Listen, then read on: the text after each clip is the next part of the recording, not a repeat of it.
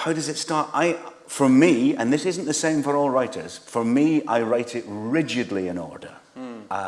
Yeah, even though I know there's a fantastic scene I'm looking forward to about halfway through, I think you're a fool to yourself if you go and write that first.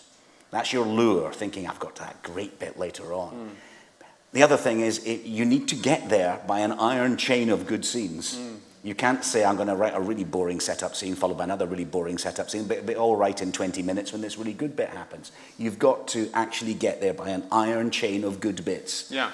And I think the only way to do that for me is to write it rigidly in the order that the audience experiences it. And most times when you get by your iron chain of good bits, I appreciate the many times I've failed to do it, but that's the ambition.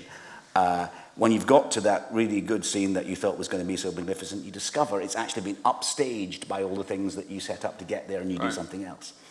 But for me, strictly in order all the way through. And this is, again, it's important to say, because there's a lot of talk about drafts and scripts. There's also I draft and redraft and redraft and redraft all the time before these days, because of schedules and because I like writing this way, I'll tend to deliver the script in 3 parts. Okay. So I'll write to the first, and I'm always trying to end it on a whopping cliffhanger to irritate everyone.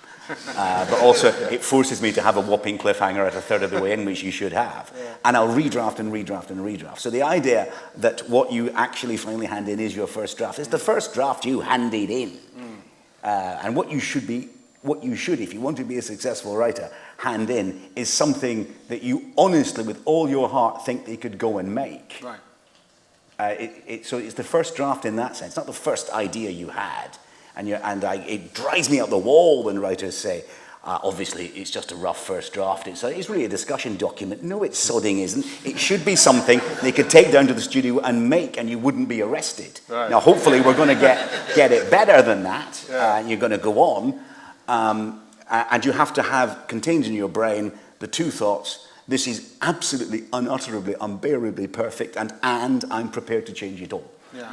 And you have to have both those things.